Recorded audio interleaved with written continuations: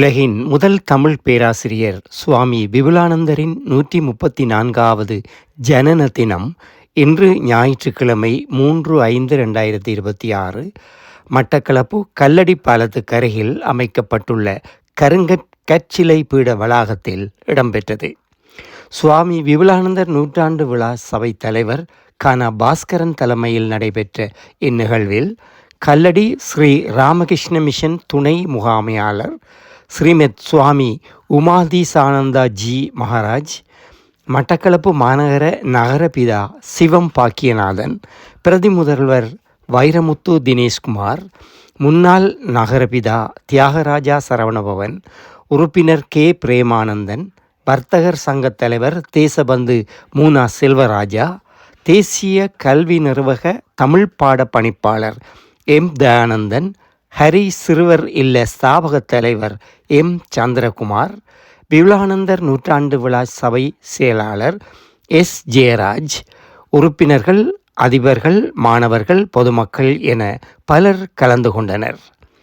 இதன்போது சுவாமி உமாதீசானந்தா ஜி மகாராஜ் சுவாமி விபுலானந்தரின் திருவுருவச் சிலைக்கு மலர் மாலை அணிவித்து பூசை வழிபாடுகளை நிகழ்த்தினார். இதனைத் தொடர்ந்து நிகழ்வில் கலந்து கொண்டோர் மலரஞ்சலி செலுத்தினர். ஜனன தின நிகழ்வில் சுவாமி விபுலானந்தர் பற்றி மட்டக்களப்பு பிராந்திய சுகாதார சேவைகள் பணிப்பாளர் வைத்தியர் ஆர் முரளீஸ்வரன் சிறப்புரையாற்றினார்.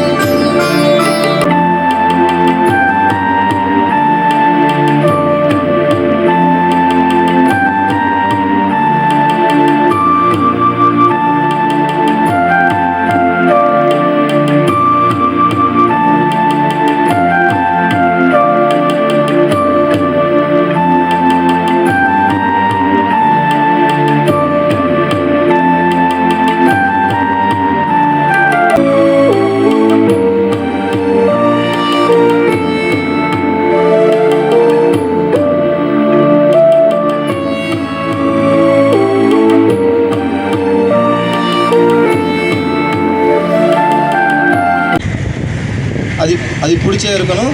சேம் டைம் நம்ம சயின்ஸில் அட்வான்ஸாக போனோன்னு இந்த பேராகிராஃபில் சுவாமிஜி சொல்லியிருக்கிறார். அந்த சயின்ஸுக்கு சமானமான நம்ம லாங்குவேஜில், தமிழ் லாங்குவேஜில் இருக்கிற வேர்ட்ஸ் வச்சுட்டு நிறையா சயின்ஸு ட்ரான்ஸ்லேட் பண்ணியிருக்கிறாரு அந்த காலகட்டத்தில். சேம் டைம் ஒரு அட்வான்ஸ்டு டெக்னாலஜி எல்லாமே நம்ம படிக்கிறதுக்கு.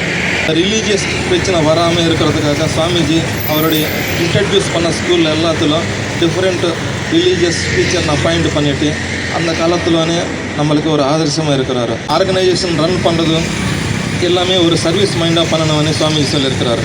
மெயினாக கேரக்டர் நல்லா இருக்கணும். ஒரு பில்டிங்க்கு கிரவுண்ட் ஃப்ளோர் எவ்வளோ ஸ்ட்ராங்காக இருக்கும் அது மேலே பில்டிங் ஏறுற மாதிரி கேரக்டர் ஒரு மெயின் ஆஸ்பெக்ட்னு சொல்கிறாரு. இந்த கேரக்டர் மூலம்னா நம்ம மீதி படுப்பு எல்லாமே கண்டினியூ பண்ணலாம்னு சொன்னார்.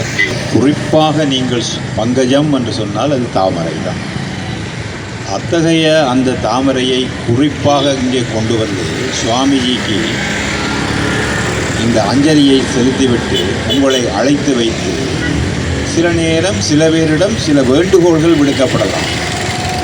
அந்த வேண்டுகோள், ஐயோ என்னை அழைத்துவிட்டு இந்த வேண்டுகோள்களை தருகிறார்களே, இந்த வேண்டுகோளை நான் நிறைவேற்ற வேண்டுமே, நிறைவேற்றினால் நம்மை பற்றியும் இந்த சுவாமி விவேகானந்தர் சமூகம் பேசும் என்கின்ற அந்த நோக்கத்துக்காக அதிலே 2 வேண்டுகோள்.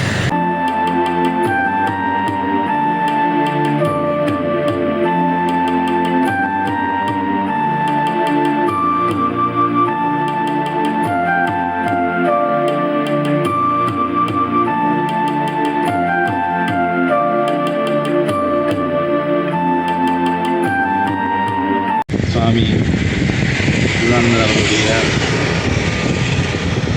செயல்களை பற்றி நாங்கள் சொல்கின்ற பொழுது, அவர் பாரதியாரை பாரதியை செய்தவர், முத்தமிழ் வித்தகர், இலங்கையின் ஈழத்தின் இளங்கோ, இப்படி சொல்லிக்கொண்டு போனாலும் அந்த ஆன்மீக துறவியின் பயணம் என்பது ஒரு காரதீவில் பிறந்து இமயமலை வரை சென்று ஒரு சைவம் என்கின்ற குதிரையிலும் தமிழ் என்ற குதிரையிலும் மாறி மாறி பயணம் செய்து பல சவால்களை வெற்றி கொண்டு மீண்டும் எங்களுடைய சிவானந்தா கல்லூரியில் வந்து உறங்கிக் கொண்டிருக்கின்ற ஒரு ஆன்மீக துறவியின் விறுவிறுப்பான ஒரு பயணம்.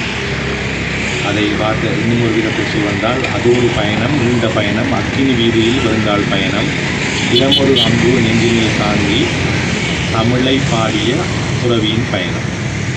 அந்த பயணத்தில் அவர் 1992ஆம் ஆண்டு சாமி தம்பி கண்ணம்மா அவர்களின் சுதரனாக அவதரிக்கிறார்.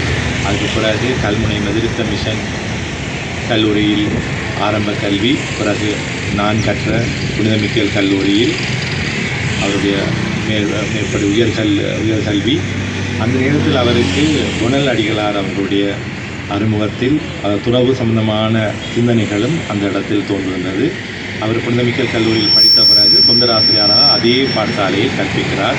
அதுக்கு பிறகு கொழும்புக்கு சென்று ஆசிரியர் பயிற்சி கலாசாலையில் ஆசிரியர் பயிற்சி பட்டதாரியாக 2012ஆம் ஆண்டு பெற்றுக்கொண்டு வருகிறார். இதுவரைக்கும் இது ஒரு சாதாரண கதை என்றால், மீண்டும் கொழும்பில் அர்ச்சனர் தொழில்நுட்ப கல்லூரியில் இணைந்து 2015ஆம் ஆண்டு வரை சென்று அங்கு விஞ்ஞான பட்டதாரியாக மீண்டும் தமிழ், அதுக்கு பிறகு அறிவியல் துறை 2வது துறைக்கு மாறுகிறார். அதிலேயும் கற்றுவிட்டு அதுக்கு பிறகு 2016ஆம் ஆண்டு மதுரை தமிழ் சங்கத்தின் பண்டிதர் தேர்வில் வெற்றி பெறுகிறார். இங்கே இலங்கையிலிருந்து பண்டிதர் தேர்வில் வெற்றி பெற்ற ஒரு முக்கியமான ஒருவராக அவர் கருதப்படுகிறார். இப்போ 2016ஆம் ஆண்டு மட்டும் அவருடைய பணிகள் அப்படியே தொடர்ந்து கொண்டு தான் இருக்கிறது. பிறகு 2017ஆம் ஆண்டு அரசின தொழில்நுட்ப கல்லூரியில் ரசாயனவியல் விரிவுரையாளராக போகிறார். அது பிறகு அவருடைய அந்த பணியையும் அவருடைய உழைப்பையும் கண்டுவிட்டு யாழ்ப்பாணத்தில் அவரை அழைக்கிறார்கள். யாழ்ப்பாணத்தில் சம்பந்தர் பாடசாலையில் ஆசிரியராக, பிறகு அதிபராக, பிறகு மாணிப்பாய்ந்து கல்லூரியின் ஆசிரியர், அதிபர், இப்படி அவருடைய சேவை அப்படியே போய்கொண்டிருக்கும் பொழுது, இது இவருடைய கல்வி பணியின் உச்சத்தில் போய்கொண்டிருக்கிற பொழுது அவருக்கு ஆன்மீக சிந்தனையும் ஒரு பக்கம் வந்து கொண்டிருக்கிறது. 2020ஆம் ஆண்டுக்கு பிறகு 2022இல் அவர் இந்தியாவுக்கு செல்கின்றார். இந்தியாவில் மயிலாப்பூர், ராமேஸ்வரம், சென்னையில் இணைந்து அதன் பிறகு ராமகிருஷ்ண பரமஹம்சரின் நேரடி சீடரான சிவானந்த சுவாமிகள் அவருடைய அந்த ஆசீர்வாதத்தில் அவர் சாதாரண மயில்வானாக இருந்தவர் சுவாமி விவேகானந்தர் என்ற பெயரோடு தன்னுடைய மிகுந்த மிகுதி கால பணியை மிகவும் சிறப்பாக தொடர்கிறார். மீண்டும் இங்கு வருகிறார். வந்து திருவோணமலையில் இந்து கல்லூரியின் முகாமையாளராக அதிபராக, இங்கிருந்து கொண்டே யாழ்ப்பாண வைத்தீஸ்வரா கல்லூரியின் அதிபராக, இப்படி அந்த சாதாரணமானவர்கள் செய்கின்ற பணி இல்லாமல் அசாதாரணமான பணிகள் கல்வித்துறைக்கு அவரால் செய்யப்பட்டு கொண்டே வருகிறது. அவர் சிவானந்தா பாடசாலையில் கல்வி கற்பிக்கும் பொழுதுதான் 3 அரசியலில் 3 மஜித்கள், ஒன்று பொத்துவில் மஜித், மூதூர் மஜித், அதுக்கு பிறகு நான் நினைக்கிறேன் சமாதுரை மஜித், 3 பேரும் அங்கே அமைச்சர்கள் அரசியல்வாதிகளாக வந்தவர்கள். அப்போ அரசியலில் அவர்களை மாணவர்களை ஊக்குவித்த ஒருவர் அவர். அதுக்கு பிறகு கிழக்கு மாநிலத்தின் முதல் விஞ்ஞான பட்டதாரி, முஸ்லீம்களின் விஞ்ஞான பட்டதாரி மருதமுனை மஜித், அவரை உருவாக்கியவரும் இவர்தான். இலங்கையின் முதல் தமிழ் முஸ்லீம் பேராசிரியர், நான் நினைக்கிறேன் அவர் பேர் உவைசன் பேராசிரியர், அவரையும் உருவாக்கியவர் இவர்தான். அப்போ அவர் அரசியல், கல்வி, தமிழ், இதுக்கு பிறகு நிர்வாகத்தில் இலங்கையின் முதலாவது சிவில் சேவை அதிகாரியான அசீஸ் என்பவரை உருவாக்கியவரும் அவர்தான் சாகரா கல்லூரி அதிபராக இருந்தார்.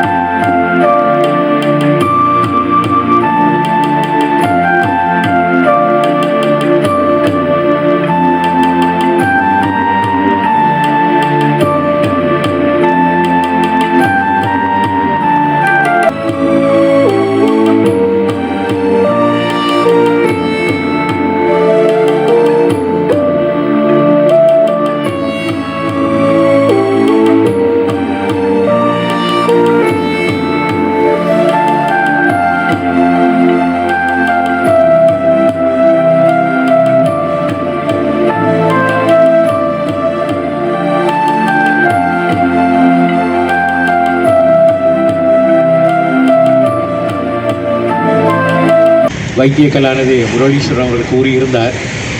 இந்த கல்லடி பிரதேசத்தில் இருக்கிற இந்த பாலத்திலே பாய்பவர்கள் திரும்பி பார்க்கும்போது அவர்கள் மனப்பாங்கில் மாற்றம் ஏற்படும் என்று. நாங்கள் அந்த நிலைக்கு உள்ளாகுவதை, இந்த மனப்பாங்கை மாற்றுவதற்கான செயல்பாடுகள் என்ன என்பதை நாங்கள் எதிர்காலத்தில் ஆராய வேண்டிய நிலைக்கு நாங்கள் தள்ளப்பட்டிருக்கிறோம். உண்மையிலேயே அவர் கூறிய அந்த விடயம் யதார்த்தமாக சிந்திக்கும்போது அது உண்மை பெறுகிறது. அந்த நிகழ்வை, அந்த நிலையை நாம் அடையும் போதுதான் சுவாமியின் அவர் முன்னெடுத்த அந்த செயற்திட்டங்களுக்கு அது ஏதுவாக அமையும். அத்தோடு எமது மாநகர சபையை பொறுத்தவரையிலே நாங்களும் கௌரவ எமது முன்னாள் முதல்வரும் இருக்கின்றார். பல்வேறு சவால்களை நாங்கள் அன்றிருந்து இதுவரைக்கும் முகம் கொடுத்து கொண்டிருக்கிறோம். இருந்தும் தற்சமயம் எங்களிலேயும் சில கோரிக்கைகள் முன்வைக்கப்பட்டிருக்கிறது. நாங்கள் அந்த கோரிக்கைகளை ஏற்று இயலுமானவரை அதை முன்னெடுத்து செல்வதற்கான முயற்சிகளை நாங்கள் உங்கள் எல்லோரும் ஆதரவோடும் எங்களது மாநகர சபையின் கௌரவ பிரதி முதல்வர், கௌரவ உறுப்பினர்களின் ஆலோசனையோடும் நாங்கள் முன்னெடுத்து செல்வோம் என்கின்றதையும் இந்த நேரத்தில் நான் தெரிவித்துக் கொள்கிறேன். உண்மையிலே கல்லடி ராமகிருஷ்ண மிஷன் சுவாமிஜி அவர்கள் தற்போது கொழும்பிலே கம்பன் கழகத்தின் கம்பன் விழா நடந்து கொண்டிருக்கிறது. அந்த கம்பன் விழாவிலே எமது இலங்கையின் அதிகுத்தம மேதகு ஜனாதிபதி அவர்களுக்கு ஒரு கௌரவமான ஒரு கௌரவத்தை அங்கே வழங்கவிருக்கிறார்கள். அந்த நிகழ்வில் சுவாமிஜி அவர்கள் கலந்து கொண்டு அந்த இலங்கையின் கௌரவமிக்க அந்த தலைவருக்கு ஒரு கௌரவத்தை வழங்குவதற்காக அந்த நிகழ்விலே அவர் இங்கே கலந்து கொண்டிருக்கின்றார். இந்த ஜனதினத்தில் குறுகிய கால அழைப்பை ஏற்று இந்த இடத்திற்கு வந்திருக்கின்ற எங்களுடைய மகாராஜா அவர்களுக்கு எங்களுடைய இந்த விவேகானந்த நூற்றாண்டு விழா சபையின் சார்பாக இதயபூர்வமான நன்றிகளையும் வாழ்த்துக்களையும் பணிவன்புடன் தெரிவித்துக் கொள்கின்றோம் மகாராஜாவில்.